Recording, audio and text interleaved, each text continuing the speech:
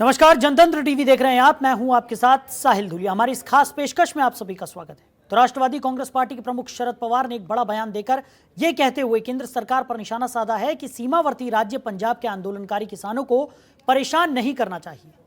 पवार ने कहा कि केंद्र सरकार को नए कृषि कानूनों के खिलाफ चल रहे विरोध से संवेदनशीलता के साथ निपटना चाहिए और ध्यान रखना चाहिए कि अधिकतर प्रदर्शनकारी पंजाब से हैं, जो एक सीमावर्ती राज्य है। उन्होंने कहा कि पहले भी पंजाब को अशांत करने की कीमत देश भुगत चुका है। आपको बता दें कि वो पूर्व प्रधानमंत्री इंदिरा गांधी की खालिस्तानी आतंकवाद के दौरान हत्या का जिक्र कर रहे थे। पवार ने कहा कि वो प्रदर्शन स्थल पर 2-3 बार गए। केंद्र सरकार का रुख तार्किक नहीं लगता है। उन्होंने कहा कि केंद्र सरकार को मेरी सलाह है कि पंजाब के किसानों को परेशान मत कीजिए। ये सीमावर्ती राज्य है, अगर वो सीमावर्ती क्षेत्रों के किसानों और लोगों को परेशान करते हैं तो उसके अलग परिणाम होंगे। वहीं अब केंद्रीय रक्षा और कृषि मंत्री रह चुके शरद पवार के इंदिरा गांधी वाले बयान को लेकर सियासी बवाल होता हुआ नजर आ रहा है। बीजेपी ने इस पर आपत्ति जताई है, क्योंकि पवार का बयान ऐसे मौके पर सामने आया है जब किसान आंदोलन के बीच सिंगू बॉर्डर पर एक युवक की निर्मम हत्या हो गई। बीजेपी के राज्यसभा सांसद अनिल अग्रवाल ने पवार के बयान को राजनीति से प्रेरित करार दिया है। उन्होंने कहा कि पवार ऑपरेशन ब्लू स्टार से तथाकथित किसान आंदोलन की तुलना कर रहे हैं, वो बिल्कुल गलत है। ये भड़काऊ बयान है, इसके गलत परिणाम हो सकते हैं। अग्रवाल ने कहा कि वरिष्ठ नेता को इस तरह का बयान नहीं देना चाहिए, ये खराब राजनीति की कोशिश है।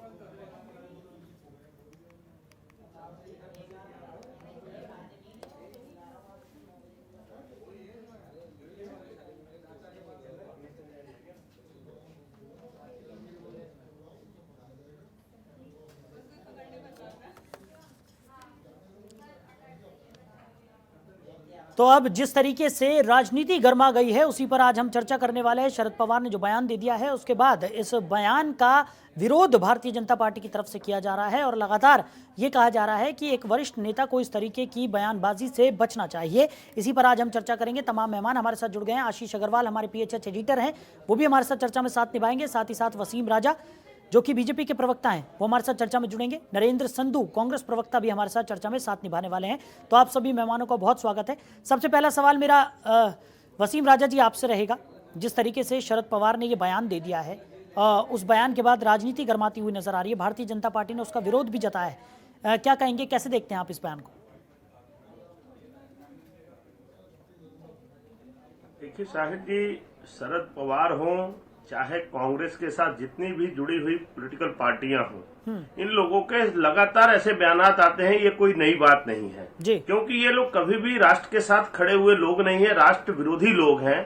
और आज जो है इनका देश के अंदर खात्मा जो हो रहा है, इन पार्टियों को खत्म एक तरफ से खत्म हो चुकी हैं। इनका कोई जनाधार नहीं बचा। इसका कारण यही है, ये देश के साथ और राष्ट्र के साथ कभी भी खड़ा होना नहीं चाहते, ना ये खड़े होते हैं। इनकी बयानात कभी भी आएंगे तो ये सपोर्ट में खड़े होंगे पाकिस्तान के, कभी खड़े होंगे चाइना के, कभी जितने भी देश अपने भारत के, हिंदुस्तान के विरोधी देश हैं, जो हमारे देश के दुश्मन हैं, ये कभी भी दुश्मनों के साथ खड़े नजर आते हैं, कभी भी हिंदुस्तान के साथ खड़े हुए नजर नहीं आते। तो हम तो इनसे यही उम्मीद कर सकते हैं, इनके अलावा इससे ज्यादा ये कुछ नहीं कर सकते। और पूरा देश देख रहा है और पूरे देश के लोग ये जानते हैं कि ये ऐसी पॉलिटिकल पार्टियां जो है राष्ट्र को अभी तक खत्म करते आई हैं। राष्ट्र अपना, देश जो अपना इतना पिछड़ चुका है, आज ये यही कारण है इन पार्टियों की सोच और नेताओं की सोच।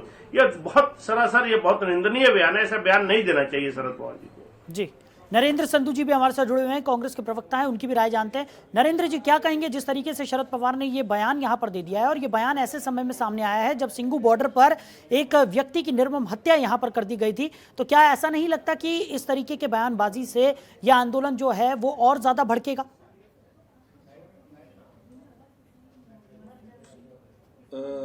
देखिए साहिल जी, बयान देना हर किसी के बस की बात नहीं है। जो उन्होंने बयान दिया कि कांग्रेस, जो उन्होंने बयान दिया कि प्रधानमंत्री को किसानों के प्रति हमदर्दी चाहिए और उनका जो मसले है वो सुलझाने चाहिए, वो बयान तो बिल्कुल ठीक है। वो उसमें कोई आपत्ति नहीं है हमको, वो बिल्कुल बयान ठीक है। कि 1 साल से कांग्रेस भी कहती आ रही है कि दिल्ली की दरवाजे पे हम जाके बैठे हुए हैं किसान, और क्या कह रहे उन्होंने झेला, धूप उन्होंने झेली, बारिश उन्होंने झेली, ठंड उन्होंने झेली।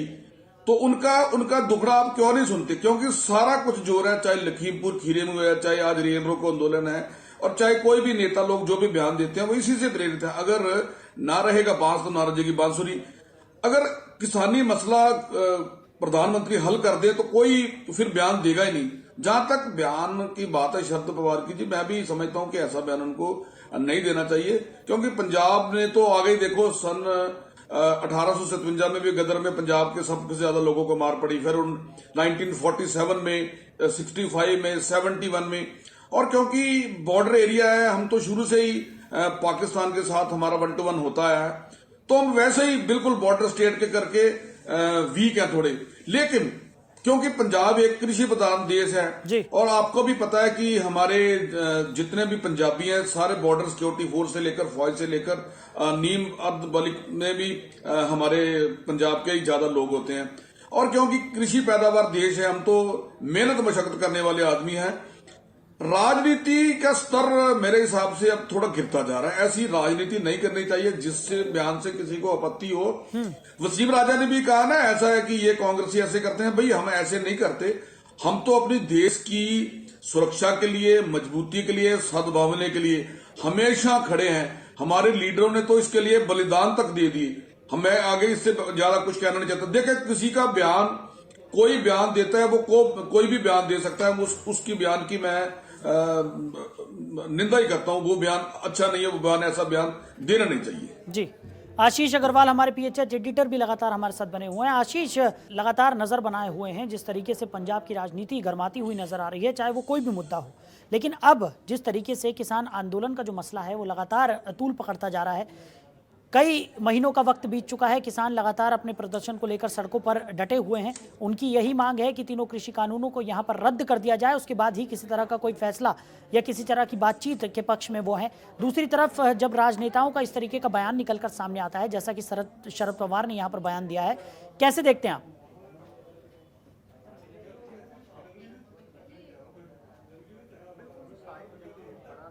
मामला है कि जो एनसीपी के प्रमुख हैं शरद पवार जी, उनके बयान की पंजाब में कहीं ना कहीं चौतरफा निंदा तो हो ही रही है। चाहे वो कांग्रेस के नेता खुद हैं, चाहे हम बीजेपी की बात करें या दूसरे राजनीतिक संगठनों की बात करें, वो सभी इस बयान की निंदा तो कर ही रहे हैं। लेकिन अब जो चर्चा का विषय ये है कि इस बयान के सियासी गलियारों में मायने क्या हैं। आखिर जो शरद पवार ने ये बयान दिया, ये उन्होंने एक सवाल के जवाब में जर्नली बयान दे दिया या सोची समझी रणनीति का ये एक हिस्सा है। अगर आप इस बयान के मायने समझने का प्रयास करें तो तीन चीजें मोटे मोटे तौर पर निकलकर सामने आ रही है। पहली ये कि शरद पवार का पंजाब से सीधे तौर पर या पार्टी का, एनसीपी का किसी भी तरह से पंजाब से कोई ज्यादा लेना देना नहीं है। यहाँ पर उनकी पार्टी या वो बिल्कुल भी सक्रिय नहीं है। लेकिन बावजूद इसके अगर सीमावर्ती इलाके का जिक्र करते हुए वो पंजाब के किसानों को लेकर कोई कमेंट कर रहे हैं तो शायद कहीं ना कहीं पूरे किसान कम्युनिटी को एक साधने का प्रयास शायद उनकी तरफ से किया जा रहा है। क्योंकि उनको ये लगता है कि देखिए, बड़ा वर्ग है किसानों का, महाराष्ट्र में भी बड़ी संख्या में किसान हैं, तो ऐसे में इस बयान से अगर किसानों की नजरिए से देखा जाए तो किसान कहीं ना कहीं इस बयान का शायद समर्थन कर दें, पहला मायना। दूसरा ये कि बीजेपी और बीजेपी की जो केंद्र में शासित सरकार है उसको भी घेरने का उन्होंने प्रयास किया इस बयान के जरिए, और सीधे तौर पर यहां तक कह दिया कि आप संवेदनशील नहीं हैं इस मुद्दे को लेकर, किसानों के मुद्दे को लेकर, और आप जिम्मेदार बनिए और संवेदनशीलता दिखाइए इस मामले को लेकर। तो कहीं ना कहीं केंद्र सरकार को भी एक तीर से दो निशाने। और तीसरी सबसे बड़ी बात, जो इंदिरा गांधी की हत्या का जिक्र करते हुए उन्होंने सवाल उठाने का अप्रत्यक्ष रूप से प्रयास किया है, वो कहीं ना कहीं मुझे लगता है कि जो बीजेपी के चेहरे हैं, बड़े नेता हैं, उनको चेताने का प्रयास किया गया है। अगर आप इसको इनडायरेक्ट वे में कहें तो इसको आप ये समझिए कि कहीं ना कहीं थ्रेट शब्द जैसा भी जो लफ्ज है उसका प्रयोग किया जाए तो शायद वो गलत नहीं होगा, क्योंकि जिस तरीके से शरद पवार ने सीधे तौर पर चेता दिया तो शरद पवार किस इशारे की तरफ जो है वो जा रहे थे। अब वो क्या इशारा किसको देना चाह रहे थे ये समझने वाला विषय है। तो कुल मिलाकर के जो मैंने आपको तीनों चीजें बताई कि कहीं ना कहीं उनके बयान से मोटे तौर पर ये तीन चीजें निकलकर सामने आ रही हैं, लेकिन घूम फिरा के मुद्दा ये है कि जब शरद पवार ने पंजाब में आना नहीं है, उनकी राजनीतिक जो उनकी पार्टी है उनका पंजाब से सीधे या इनडायरेक्टली वे में कोई लेना देना नहीं है, तो शरद पवार को आज इस बयान देने से पहले आखिर क्या उनके मन में मंशा थी, ये सभी के जहन में है कि आखिर ऐसा बयान शरद पवार ने क्यों दे दिया। क्योंकि शरद पवार कोई नए नेता नहीं है कि कुछ भी बोल जाएंगे, मंजे हुए खिलाड़ी हैं, देश की राजनीति में एक बड़ा चेहरा है, बहुत लंबा सियासी अनुभव है, और ऐसे सियासतदान जब कोई बयान देते हैं तो उसके मायने होते हैं और वो समझना बड़ा जरूरी है कि आखिर वो किस तरफ इशारा करने की कोशिश कर रहे हैं। साहिल जी बिल्कुल आशीष, इस सवाल का जवाब हम तलाशने की कोशिश भी करेंगे। यहाँ पर भारतीय जनता पार्टी के प्रवक्ता भी हमारे साथ जुड़े हुए हैं, उनसे हम जानेंगे कि वो कैसे देख रहे हैं। क्योंकि शरद पवार, जैसा कि आपने कहा कि बिल्कुल सही बात है, वो कोई अभी नए खिलाड़ी नहीं है, मंझे हुए नेता हैं, और अगर इस तरीके का बयान वो दे रहे हैं तो उसके पीछे उनकी क्या मंशा है, इस बात को समझना यहाँ पर बेहद ज़रूरी होगा। वसीम राजा जी हमारे साथ जुड़े हुए हैं, बीजेपी के प्रवक्ता हैं। वसीम जी, जिस तरीके से अभी हमारे जो PHH एडिटर हैं उनका भी यही सवाल है, और ये सवाल शायद सभी के मन में है कि एक मंझे हुए नेता हैं शरद पवार, ऐसा नहीं है कि कोई नया नेता किसी तरह का कोई बयान दे रहा है और उसने जल्दबाजी में किसी तरह का कोई बयान दे दिया या किसी और संदर्भ में उसका कोई बयान रहा हो। एक मंझे हुए नेता हैं और इस तरीके का जब बयान देते हैं तो कहीं ना कहीं सवाल खड़े होते हैं कि किस बात से ये बयान प्रेरित है। आखिर क्या वजह है कि उन्होंने इस तरीके का बड़ा बयान दे दिया जबकि पंजाब में वो इतने ज़्यादा सक्रिय भी नहीं है।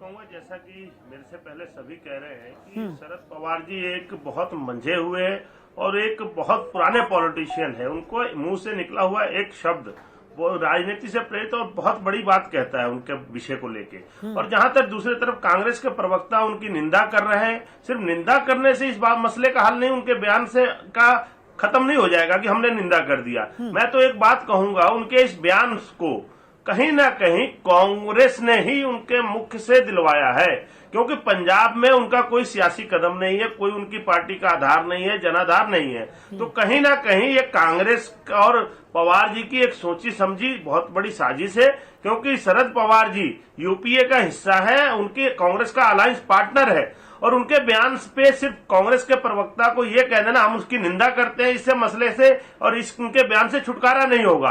कांग्रेस को इसके ऊपर अपना रुख स्पष्ट करना पड़ेगा। क्या उनके बयान से कांग्रेस उनके ऊपर कोई एक्शन लेती है? क्या वो उनके साथ अपना अलायंस जो उनके बयान जो वो दे रहे हैं उसके खिलाफ खड़ी होती है? ऐसा कुछ नहीं है कि टीवी डिबेट में आके कह देते हैं कि हमने निंदा कर दी, हम निंदा करते हैं, इससे छुटकारा हो जाएगा। या देश की जनता जो है वो सब बहुत समझदार है, उनको मूर्ख नहीं बनाया जा सकता, क्योंकि यूपीए का एक बहुत पुराना हिस्सा है और बहुत मंझे हुए खिलाड़ी हैं शरद पवार जी। और उनके इस बयान पे कांग्रेस को भी कुछ ना कुछ सख्त कदम उठाना चाहिए और उनको कांग्रेस को भी सख्ती दिखाना चाहिए, सिर्फ निंदा करने से नहीं है। अगर कांग्रेस के ऊपर एक्शन नहीं करती, कोई स्ट्रांग कदम नहीं लेती, तो कांग्रेस भी मिली है।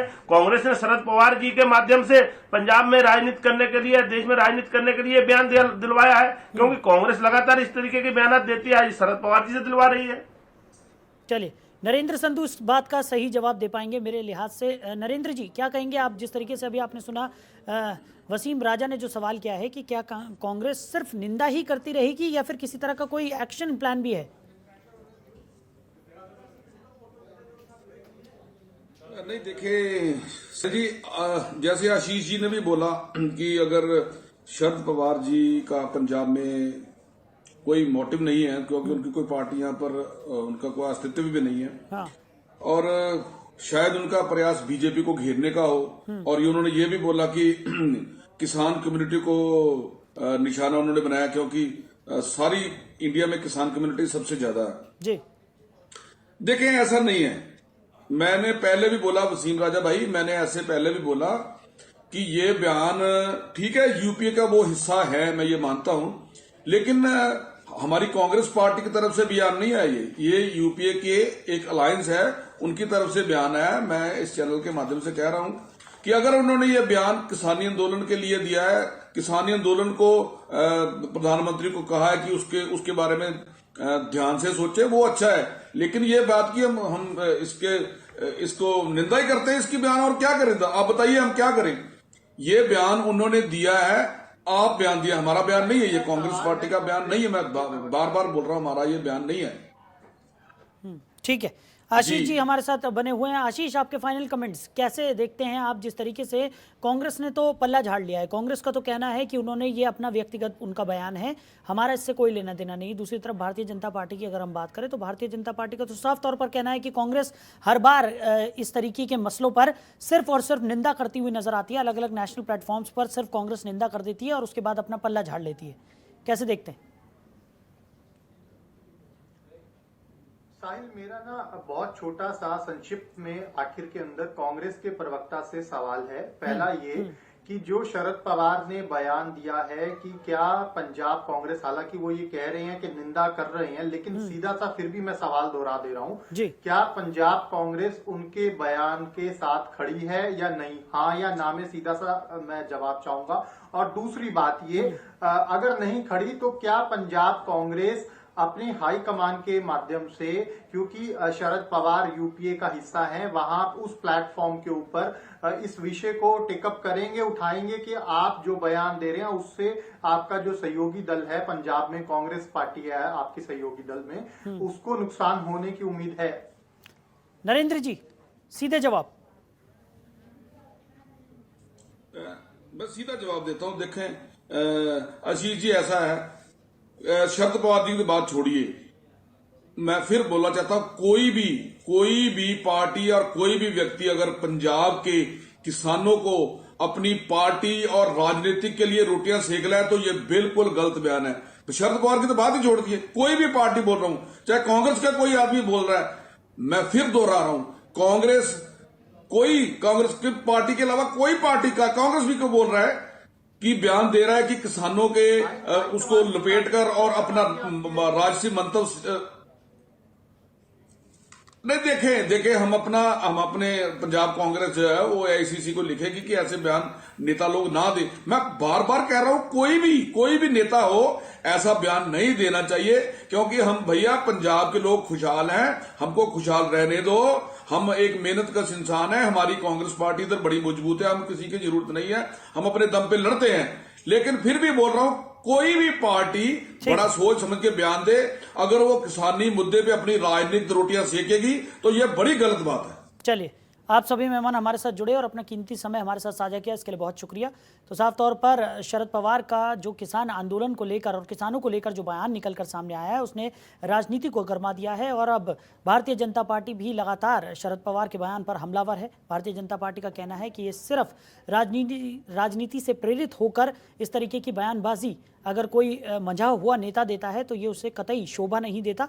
ये सिर्फ और सिर्फ एक भड़काऊ बयान है और इससे आने वाले समय में जिस तरीके से किसान आंदोलन आगे बढ़ रहा है उसमें और ज़्यादा अराजकता फैलने की उम्मीद यहाँ पर जताई जा रही है। हालांकि कांग्रेस ने इस बयान से अपने पल्ला झाड़ लिया है। उनका कहना है कि इस बयान से कांग्रेस का किसी भी तरह का कोई लेना देना नहीं है और वो इस बयान की निंदा करते हैं। अब आने वाले समय में क्या कुछ निकल कर सामने आता है, देखने वाली बात होगी। फिलहाल इस खास पेशकश में मेरे साथ इतना ही। बने रहिए और देखते रहिए जनतंत्र टीवी। नमस्कार। खबरों के निष्पक्ष विश्लेषण के लिए सब्सक्राइब करें Jantantra TV and press the bell icon. Never miss any update.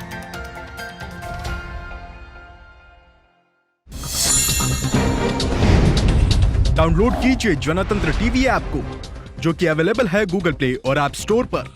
अधिक जानकारी के लिए अभी डाउनलोड करें।